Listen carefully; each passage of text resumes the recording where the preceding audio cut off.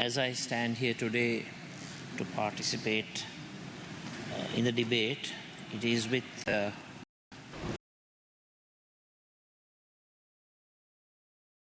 great sadness and disappointment that I express the sentiments, especially with regard to the present prevailing situation in our country. Honourable Speaker, sir, it is extremely disheartening to note that the incompetent, power-hungry, stubborn and inflexible administration of this governing elite has led to countrywide depression in all its facets. Honourable Speaker, sir, when one looks into the eyes of the Sri Lankan people, what we see is desperation. We see darkness. We see destitution. And we see loss of hope. There is deep-seated resentment among the people of our country, especially with regard to the present system of governance and its consequences and repercussions. Mass-scale exodus of youth, of members of the intelligentsia, is taking place, known as brain drain, an outflow of talent away from our country. And this administration has absolutely no idea as to how to counter that situation. Honourable Speaker, today in our country,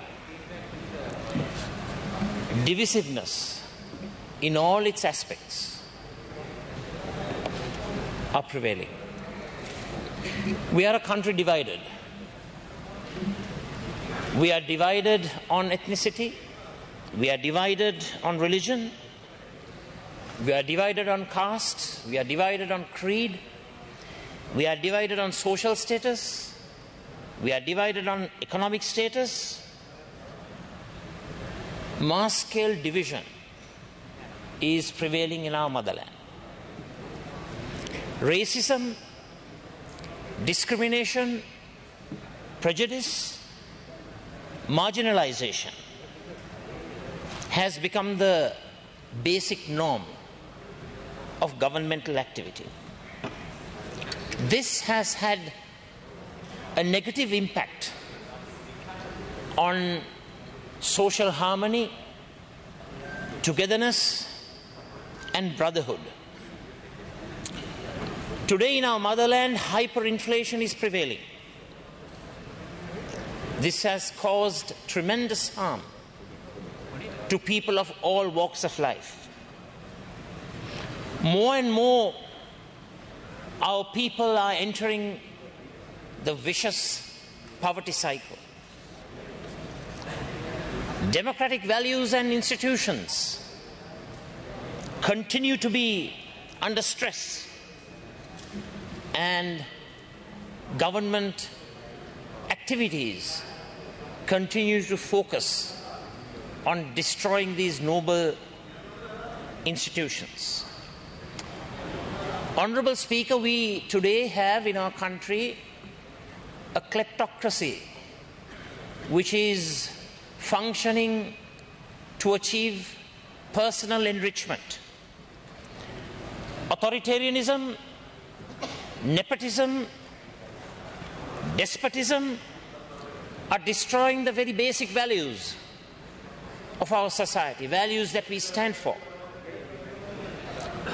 Political bigotry, thuggerism, vulgarism, arbitrary actions have gained primacy over decent political discourse. Today, these nefarious instruments have become the main arm, the main weapon of government policy.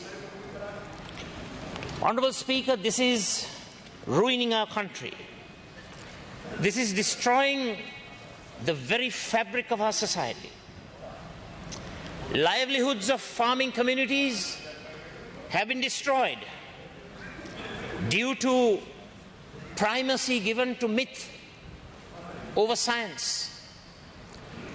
Look at the various sectors in our society: the self-employed, the daily waged, the youth, workers who are working in factories, women-headed households, the disabled, the so-called silent majority. They are suffering in the hands of this government's incompetence and inefficiency in governance. Honorable Speaker, this country is suffering from triple deficits. Honorable Speaker, the government has absolutely no coherent policy vision nor strategy to cater to resolve the situation. The government lacks proper understanding of economic principles and economic policy. Today, we have the situation where the government has embarked on a very arbitrary and draconian action of taxing the provident fund of the working class of our country. A 25% tax is going to be imposed in order to cater to shortfalls in government revenue. May I remind this noble House that it was the very first step of this administration, right at the inception, providing 600 to 800 billion rupees in tax cuts and tax rebates that has led us to the economic misery of our country. Honorable Speaker, amidst this darkness, there is hope. Hope which is based on unity. Hope based on steadfastness. Hope based on resolve, on clarity, on a progressive, visionary approach. An approach based on substance, fact, truth, statistics, and science. Proven success stories throughout the world, whereby when countries faced with these obstacles, with these challenges, they have overcome. They have been victorious. And certainly, Honorable Speaker, we as a country can follow suit. We also can unite under a progressive banner, unite under a modern approach, an out-of-the-box approach, an approach which provides policy resultants, policy prescriptions to the dangerous challenges that our motherland faces. My fellow countrymen, time has arrived for all of us to unite. Stand up to make righteousness victorious. We have to defy and beat up dynastic politics. We have to negate aristocracy and bring in meritocracy, a merit-based approach to governance. We have to stand up against the attempt to establish a police state, continuing steps that are aimed at militarization of our society must be opposed. It has to be opposed by the democratic silent majority of our country. We have to fight for our rights. We have to fight for our people's rights. We have to ensure a free, happy, democratic and prosperous life for our countrymen. Honourable Speaker, can it be done? Can it be achieved? Sure, it can be done. Yes, of course we can achieve it. However, Honourable Speaker, we cannot achieve these noble objectives and goals by mere statements, interviews, seminars, and publishing of booklets. We have to walk the talk. We have to ensure our declarations and our visionary statements are translated and transformed into action policy. Declaratory policy alone would not suffice. Therefore, Mr. Speaker, at this critical juncture in our country's democratic political history, we have to unite with a purpose. We have to be resolute. We have to be focused. We have to ensure that the deteriorating country situation is paused. We have to put a stop to this deteriorating situation. We only have reserves amounting to the value of 3 weeks of imports. Isn't the government aware of it? Why is the government oblivious to this reality? That's because the government perceives, due to the majoritarianism that persists in the government circles, they feel extremely comfortable in their cushy and plush lives at the expense of taxpayers' funds. People in our motherland are suffering. They do not have an adequate income to fulfill their family needs, to fulfill the nutritional needs of mothers and children. Youth are joining the unemployment line on a minute-by-minute basis. Factories are facing imminent closure. Exports are dwindling.